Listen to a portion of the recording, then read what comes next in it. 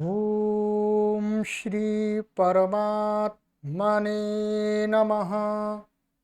ओम श्री गुरुभ्यो नमः। ओम श्री ऋषिभ्यो नमः।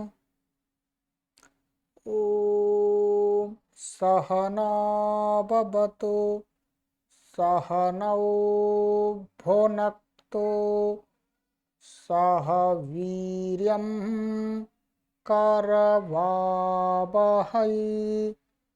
तेजस्विनावधीतमस्तु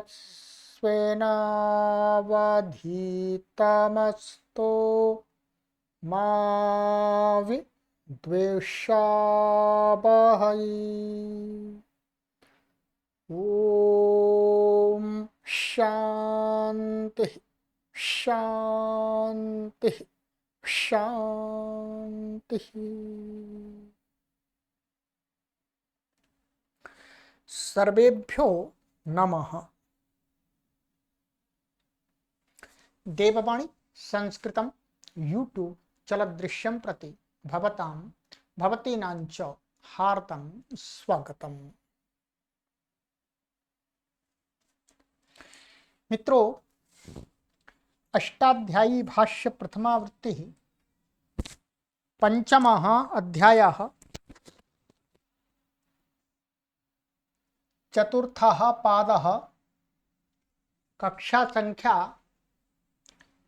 57वीं 57वीं कक्षा को आज पढ़ेंगे। ठीक है,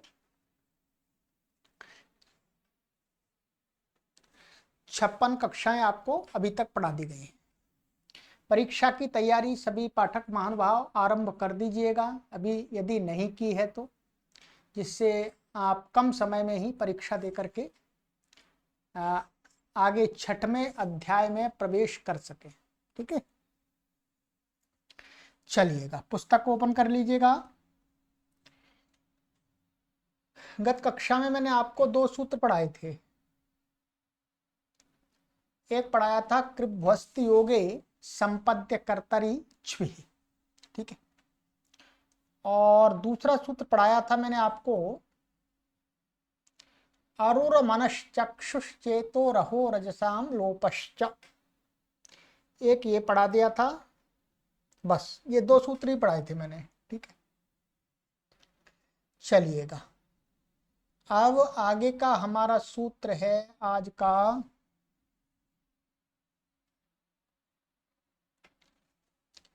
विभाषा सातिकार्त्स्ने।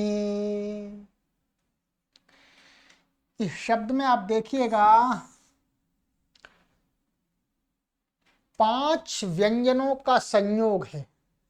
ये एक विशेष शब्द भी है अपने आप में। पूरी अष्टाध्यायी के अंदर आपको इस प्रकार का शब्द मिलेगा और संपूर्ण संस्कृत वाङ्मय में भी बहुत कम शब्द मिलेंगे आपको।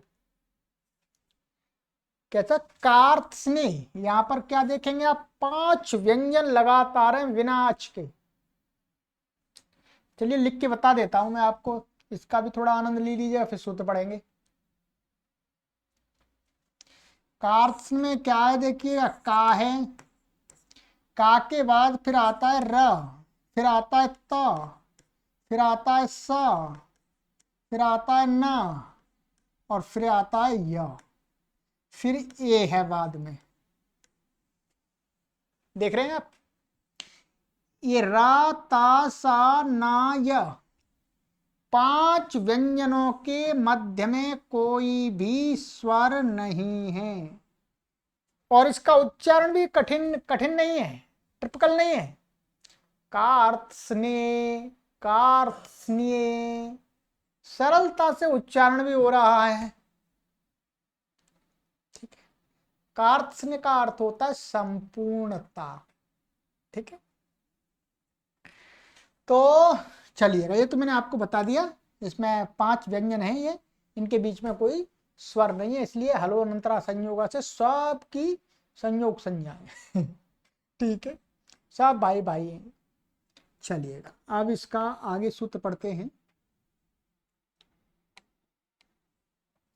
विभाषा प्रथमा व्यक्ति एक वचनांतम साति लुप्त प्रथमांत निर्देशः कार्त्स्ने सप्तमी व्यक्ति ही एक वचनांतम। साति ये क्या है, लुप्त प्रथमांत ले लिया है, ठीक है। अनुवृत्ति आ रही है इसमें कृभ्वस्त योगे संपद्य कर्तरी तद्धिताः न्याप्रातिपदिकात् प्रत्ययः परश्च, इन पदों की अनुवृत्ति आ रही है।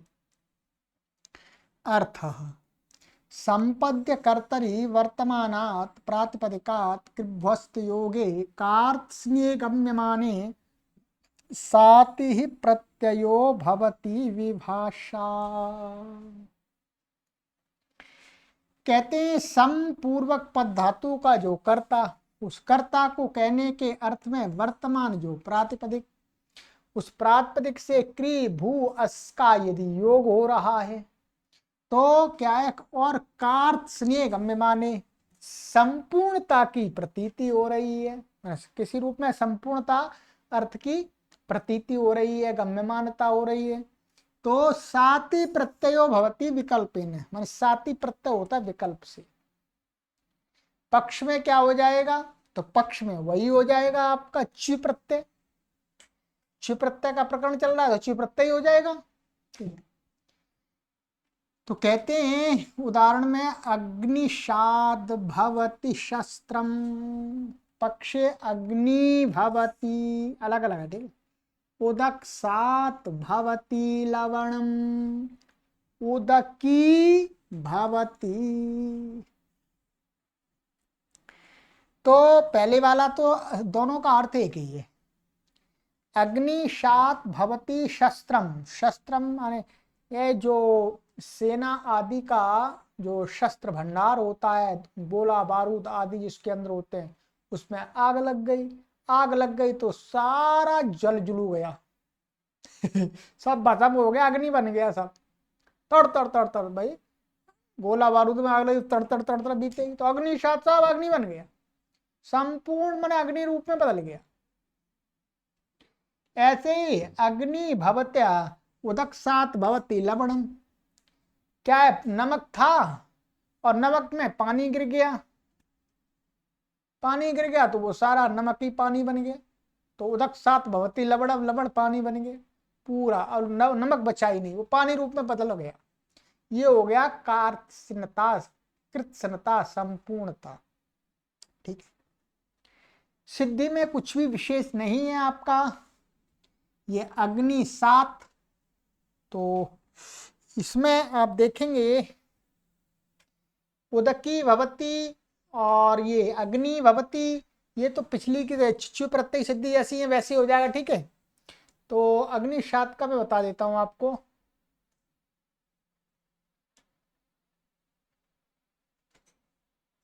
चलिए पहले इसका अर्थ बता देता हूं और गुरुजी की तरफ से फिर सिद्धि करा देता हूं। कार्त्स्न्य संपूर्णता को कहते हैं, ये मैंने आपको बता ही दिया। अभूत तद्भाव का संबंध यहां सर्वत्र जानना चाहिए, ठीक है। अभूत तद्भाव तो चलेगा ही, ठीक है।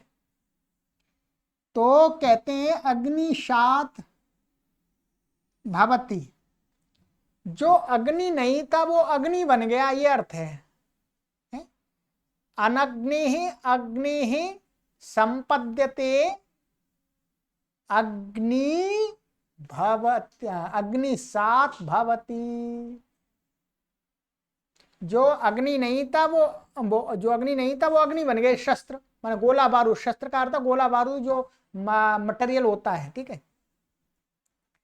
तो अच्छा यहाँ पर अग्नि सात भवती, गुरु जी ने ये लिख दिया है पूरा लौह पिंड अग्नि बन जाता है, ठीक है। परंतु ऊपर तो ये लिखा हुआ है यहाँ पर अग्निशात भवती शस्त्रम, शस्त्रम लिखा है, या लौहम होता तो अलग बात थी। शस्त्रम का तो अर्थ यही है भंडार, गोला बारूद का भंडार, शस्त्र ही उसको कहा गया है, ठीक है। तो यहाँ पर जो अर्थ ये हो तो जाएगा, यहाँ पर केवल अग्निशात भवती इतना ही लिख दिया बस, केवल पूरा लौह पिंड अग्नि बन जाता है। तो लौह लिखेंगे तभी तो लौह आएगा, शस्त्र का अर्थ लौह तो नहीं है, ठीक है। तो ये अर्थ है। तो अगले उदक सात भवती लवणम, पूरा नमक उदक बन जाता, पानी बन जाता है। पक्ष में अग्नि भवती उदकी भवती, ये हो गया था। ठीक है, अब यहां पर आपका ये क्या था, अग्नि और ये सु या अग्नि सु अथवा सु नहीं लाए तो भी क्या, साती प्रत्यय हो गया। साती की ई की संज्ञा हो गई, सात बचा। ठीक है, सु सु ये हट गया, सु की संज्ञा हो गई। सु की संज्ञा हुई तो क्या बच गया, अग्नि सात।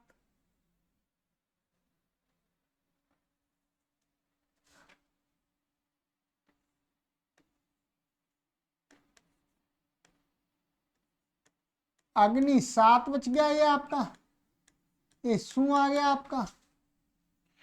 और इसकी अव्यय संज्ञा होने के कारण से अव्यया दाप सुपा से इसका लुक हो जाएगा।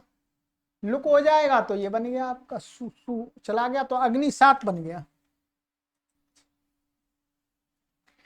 तो ये जो साती प्रत्यय है ये कैसा है, तद्धितश्चा सर्वविभक्ति, असर्वविभक्ति वाला प्रत्यय है। तो तद्धितश्चा सर्वविभक्ति से इसकी अव्यय संज्ञा होती है। ठीक है, तो अग्नि सात ऐसा बन जाएगा। ऐसे अग्नि सात का करोती क्री के साथ में भी लग सकता है संबंध, यदि प्रयोग मिलता है तो। यहाँ पर दिखाया नहीं है, केवल भवती के साथ दिखाया है। परंतु जहां पर कहीं उपलब्ध होता है तो उसको क्री और अस के साथ में भी प्रयोग बन सकता है। ठीक है, और जिस पक्ष में नहीं हुआ है तो उस पक्ष में आपका अग्नि यहां पर क्या हो जाएगा, च्वौच, च्वौच से दीर्घ हो जाएगा अग्नि। ठीक है, और उदकी यहां पर क्या हो जाएगा, अस्य च्वौ, अस्य च्वौ से ई हो जाएगा, ची प्रत्यय तो हो ही जाएगा। ठीक, वस्ती हो गए संपद्य कर्ता इच्छु से ची प्रत्यय तो हो ही जाएगा। ठीक है, विकल्प से तो अस्य च्वौ से ई तो हो जाएगा। ठीक है, तो ये बन जाएगा उदकी भवती। अब है हमारा आगे का सूत्र संख्या 53।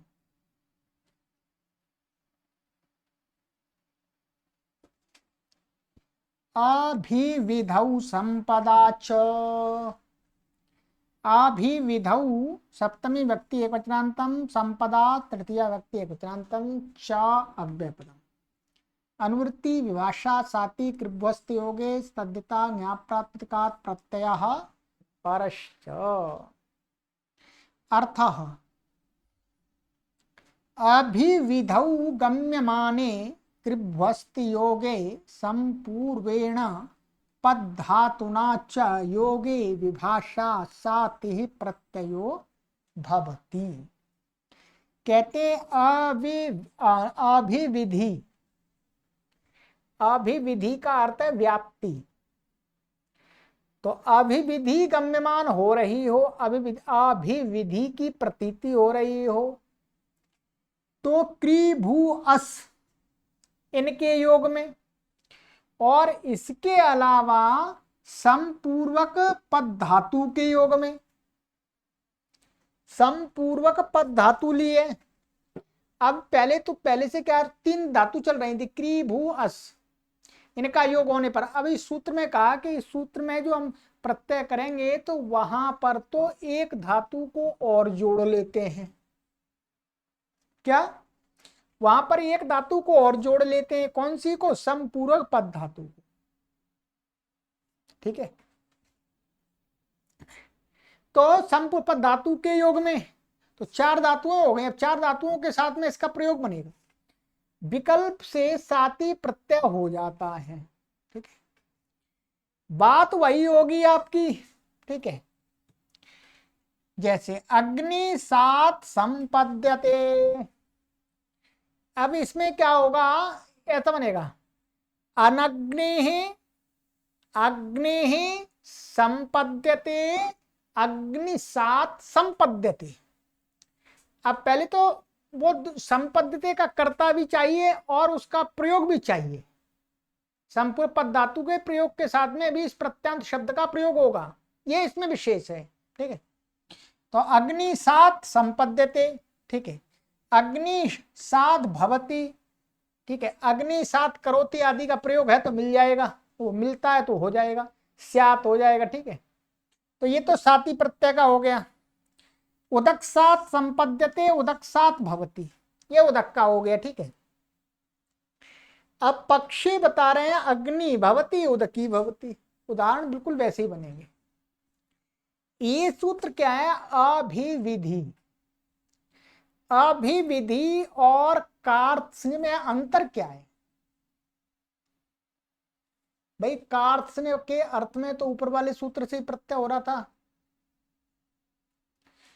अभिविधि और कार्त्स्न्य में अंतर ये है कि जो कार्त्स्न्य है माने कृत्स्नता है, वो क्या है? कोई भी द्रव्य पूर्ण रूप से विकृत हो जाना, माने विकृति में बदल जाना, माने प्रकृति पूरी तरह से विकृति रूप में आ जाना। जैसे नमक है, नमक, नमक, नमक की विकृति क्या हो जाएगी? वो पानी रूप में बदल जाए, और नमक रहे ही नहीं, नमक पानी बन जाए, पूरा पानी बन जाएगा घुल के। तो वो होती है कार्त्स्न्य, कृत्स्नता। और जब उस माने नमक में, नमक तो पूरी तरह से ना बदले, थोड़ा थोड़ा पानी रूप में हो जाए, माने जैसे मानिएगा, ऐसे बोलते हैं बरसात में, बरसात जब आती है, रनी सीजन आती है, तब ऐसे बोलते हैं कि नमक पानी हो गया, गीला हो गया। तो जो नमक है वो थोड़ा थोड़ा नमक में पानी माने सीलन आ जाती है, आर्द्रता आ जाती है। नमक पूरी तरह से बदलता नहीं है पानी रूप में। जितना भी नमक होता है, जिस एरिया में वर्षा सीजन होती है, वृष्टि आरंभ हो जाती है, तो उस एरिया का, उस क्षेत्र का सारा नमक क्या है? सील जाता है, पसीज जाता है, इसको बोलते हैं। तो उसमें क्या है? जल की व्याप्ति हो गई, बदला नहीं पूरी तरह से। तो जब कोई प्रकृति पूर्ण रूप से विकृति भाव में ना आए, तो वो क्या होती है? अभिविधि, व्याप्ति। और पूर्ण रूप से बदल जाए, विकृत रूप में आ जाए, प्रकृति पूरी अलग नष्टि हो जाए, तो फिर क्या होता है? वो होता है कृत्स्नता, कार्त्स्न्य। बस इतना ही अंतर है, यहां लिखा हुआ है, मैं समझा देता हूं। अब देखिएगा,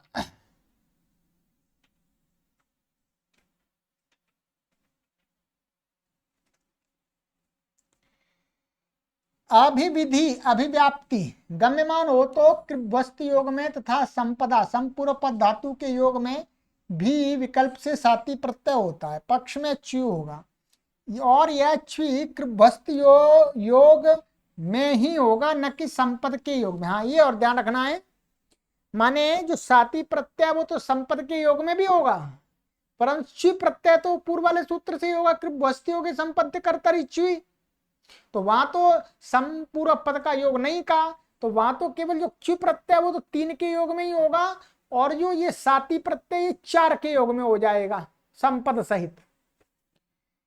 पूर्व सूत्र में कार्त्स्न्य अर्थ में प्रत्यय कहा, और यहां अभिविधि में, दोनों में भेद यह है कि जहां संपूर्ण द्रव्य विकार भाव को प्राप्त हो जाए वह कार्त्स्न्य होगा।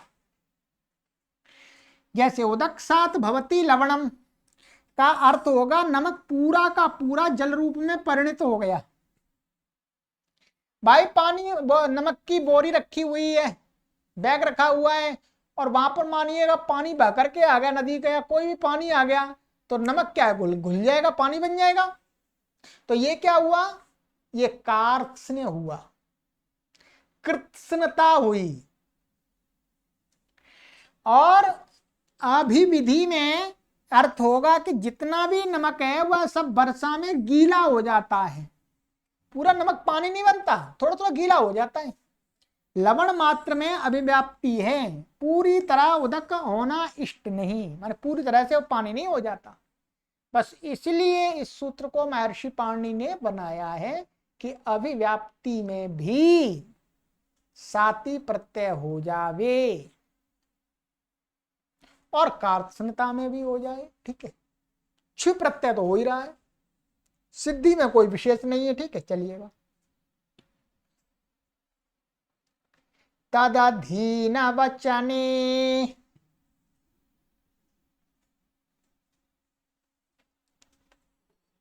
तदधीन वचने सप्तमी व्यक्ति योजनांतम समास तस्मिन् अधि तदधि स्वार्थे खः 5 4 7 तदधीनम सप्तमी तत्पुरुष। तदधीन शब्द बनाया है, तदधीनम।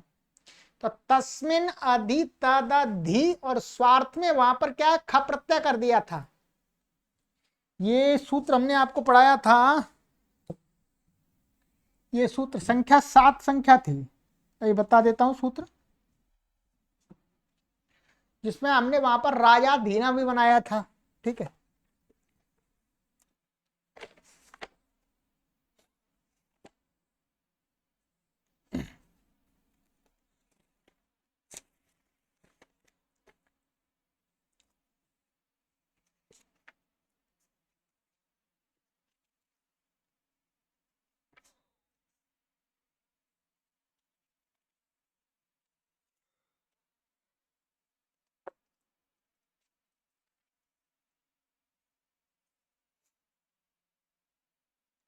ये था आपका अषडक्षाशितं ग्वलं करमालं पुरुषाद्युत्तर पदात् ख।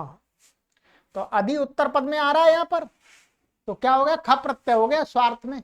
ठीक है, तो क्या बनेगा, तधीन।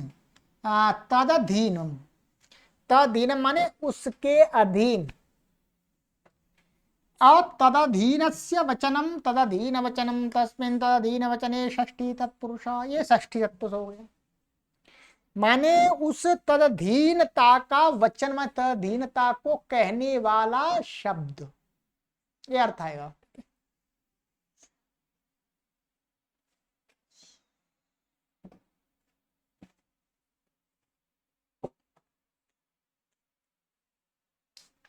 अनुवृत्ति आ रही है, संपदा तासाति कृभ्वस्ति योगे तद्दिता ज्ञाप्रातिपदिकात् प्रत्यय परश्च। इन पदों की अनुवृत्ति आ रही है। अर्थ तत्पदेन स्वामी सामान्यम उच्यते।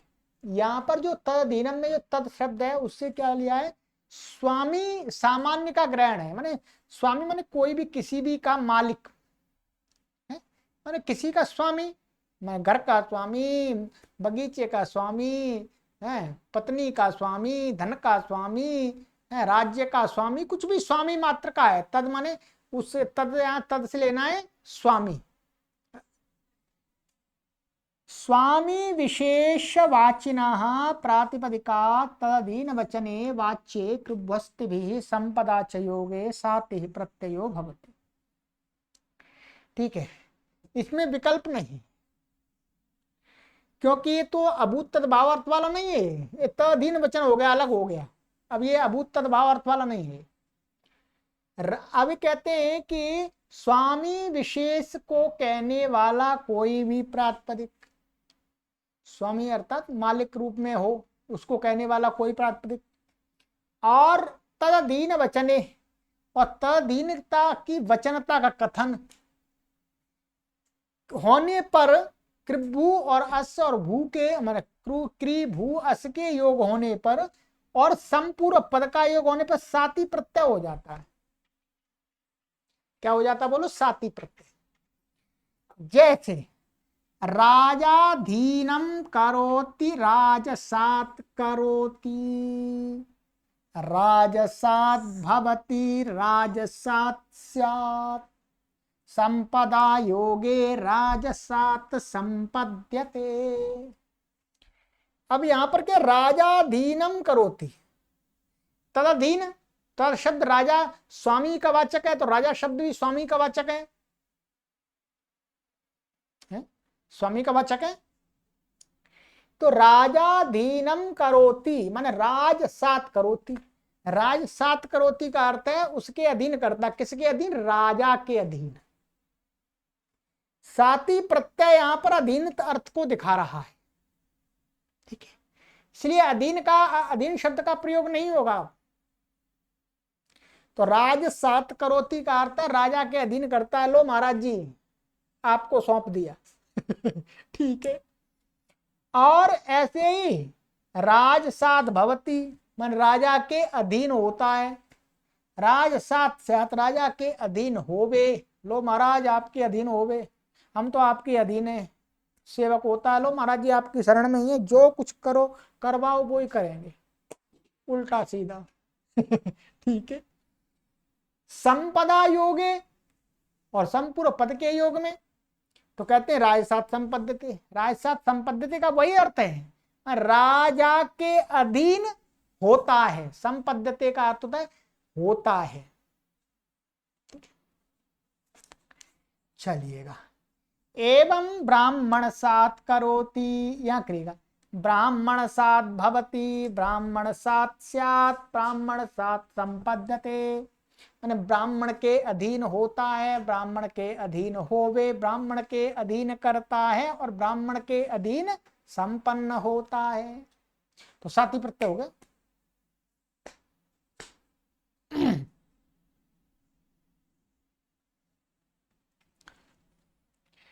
चलिएगा। सिद्धि में कुछ भी नहीं है। यहां पर सिद्धि में आपको क्या करना है, राजन राज साथ में। चलिए मैं बता देता हूं आपको, वैसे यहां पर गुरुजन दिखाया होगा, नहीं दिखाया कोई बात नहीं। जैसे ये है राजन, यहां नस आएगा, ध्यान देंगे, राजा के अधीन। ठीक है। तो राजन गस आएगा, राजन घस और साती प्रत्यय आ जाएगा आपका, पूर्व लुक आदि होकर के अव्यय संज्ञा होकर के। और यहां पर क्या है, इसके परे रहती, साती प्रत्यय के परे रहते राजन शब्द की क्या है, पद संज्ञा है। क्या, स्वादिश्व सर्वनाम स्थानी। क्या, स्वादिश्व असर्वनाम, स्वादिश्व असर्वनाम स्थानी। सर्वनाम स्थान भिन्न, स्वादि के परे रहते, पूर्व की क्या है, पद संज्ञा है। तो इसकी क्या है, सात प्रत्यय साती के परे रहते, इसकी पद संज्ञा, पद संज्ञा होने से नलोपह प्रातिपदिकांत से नकार का लोप हो जाता है। तो राज सात ऐसे बनता है। ठीक है। ऐसे ही यहां पर नीचे दिया था ब्राह्मण सात, तो ब्राह्मण नस आएगा, ब्राह्मण गस और साती। वहां पद संज्ञा करने की कोई आवश्यकता नहीं है, क्योंकि कुछ करना ही नहीं है। ठीक है। तो ब्राह्मण सात बन जाएगा। ठीक है। बस बाकी सामान्य है। देत्राच,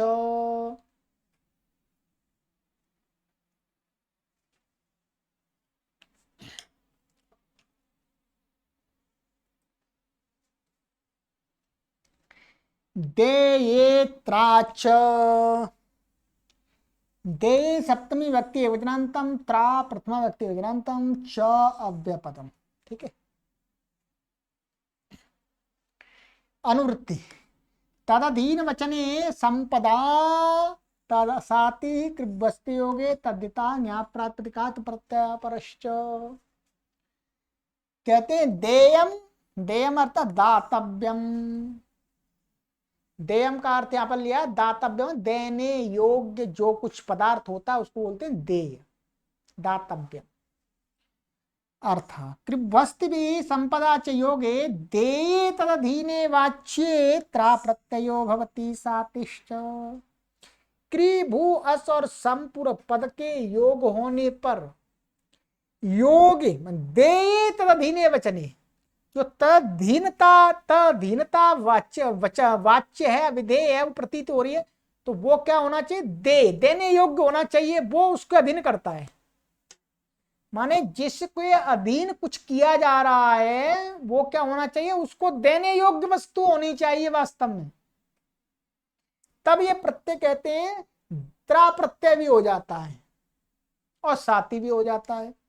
जैसे ब्राह्मणाधीनम देयम करोति, ब्राह्मणत्रा करोति, ब्राह्मण सात करोति।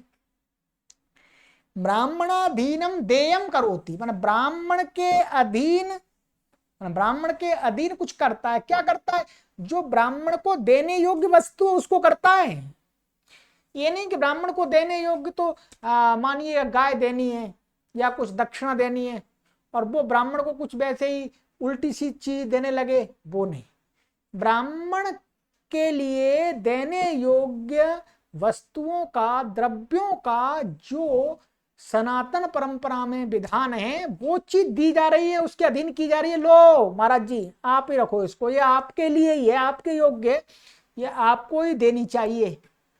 तो उसको अधीन करता है ब्राह्मण के, तब ये साति और त्रा प्रत्यय होगा। तो ब्राह्मण त्रा करोति माने ब्राह्मण के लिए देने योग्य वस्तु उसके अधीन कर देता है। लो महाराज जी अब आप ही करो इसका काम। ठीक है, तो ब्राह्मण त्रा करोति, ब्राह्मण सात करोति, ये साति प्रत्यय हो गया। ये त्रा प्रत्यय भी क्या है, तद तश्चात सर्वविभक्ति से अव्यय संज्ञक है, तो अव्यय आप सुबह सुलुक हो जाए, तो ये भी अव्यय है। ऐसे ब्राह्मणत्र भवति, ब्राह्मण सात भवति, ब्राह्मणत्र स्यात्, ब्राह्मण सात स्यात्, ब्राह्मणत्र संपद्यते, ब्राह्मण सात संपद्यते। अर्थ वैसे लगा लीजिए, बस तद अधीन में ये जोड़ लीजिएगा, देने योग्य है भैया। ठीक है, चलिए बस, और कुछ भी विशेष नहीं है, नया नहीं है। चलिए हिंदी में गुरुजी पढ़ के बता देता हूं मैं। देने योग्य जो वस्तु वह दे कहलाती है। यहाँ दे पद तदीन वचने का विशेषण है। दे तदीन वचन वाच्य हो तो कृभ्वस्त योगे तथा संपदा योग में त्रा तथा साति प्रत्यय हो जाते हैं। देने योग्य जो वस्तु वह तद उस ब्राह्मण के अधीन करता है, अर्थात देता है, उसे ब्राह्मण त्रा करोति कहेंगे। सो जिसके अधीन किया जाता है उसके वाचक शब्द से ही प्रत्यय होगा। जो दिया जा रहा है उसके उस तदवाचक शब्द से नहीं होगा, जिसको दिया जा रहा है उसको। चलिएगा, ये हो गया जी आपका।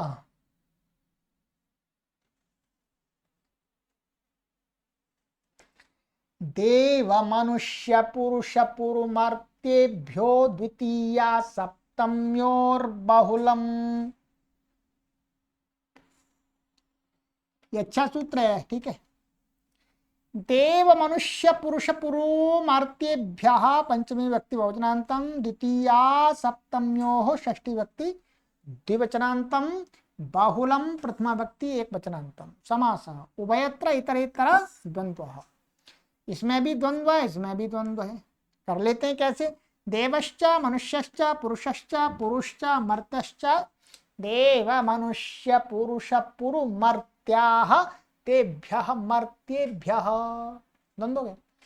ऐसे द्वितीया च सप्तमी च द्वितीया सप्तम्यौ तयोः द्वितीया सप्तम्योः। ठीक है जी, चलिएगा, सरल है बिल्कुल।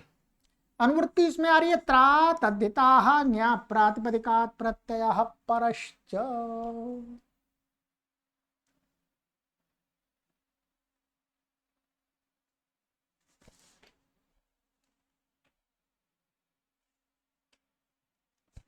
अर्थ द्वितीया सप्तम्यन्तेभ्यो देव मनुष्य पुरुष पुरुमर्त्य इत्येतेभ्यः प्रातिपदिकेभ्यो बहुलम त्रा प्रत्ययो भवति।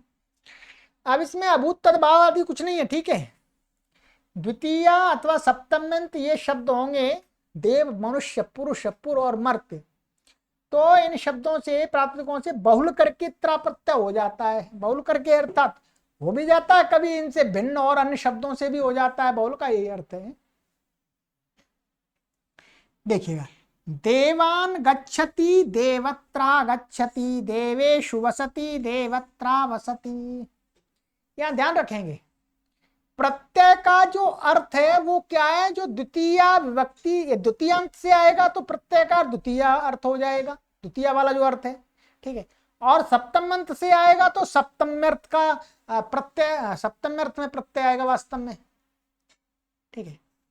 तो जैसे देवान गच्छति, देवों के पास में जाता है, कोई व्यक्ति है देवों के पास में जाता है, तो हम उसको ये भी कह सकते हैं देवत्रा गच्छति। देवत्रा गच्छति माने देवों के समीप में जाता है। तो जो त्रा प्रत्यय है वो यहाँ द्वितीय अर्थ को दे रहा है, क्योंकि द्वितीय हट गई है उसके आने से, और ये भी अव्यय है।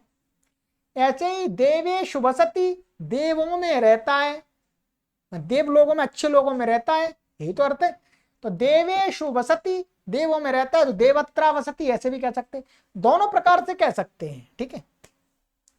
मनुष्यान गच्छति, मनुष्यत्रा गच्छति, मनुष्यों के समीप जाता है।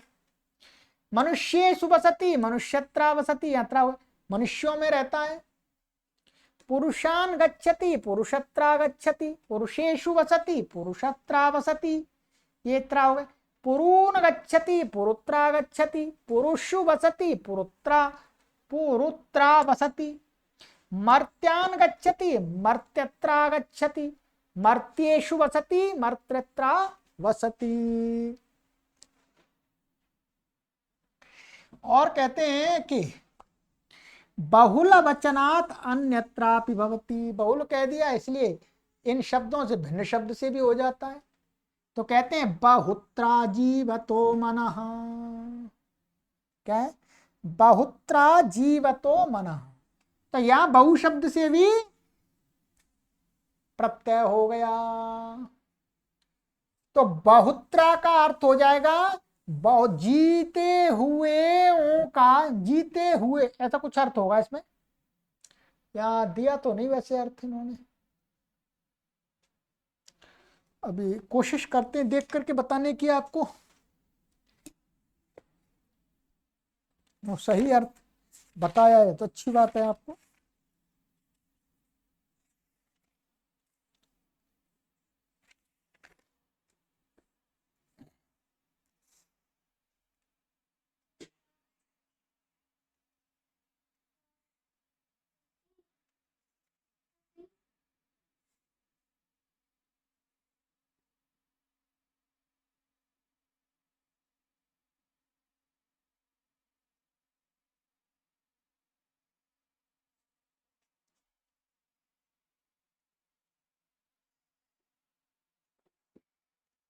अर्थ तो कहीं दिया नहीं यहां पर वैसे, ठीक है।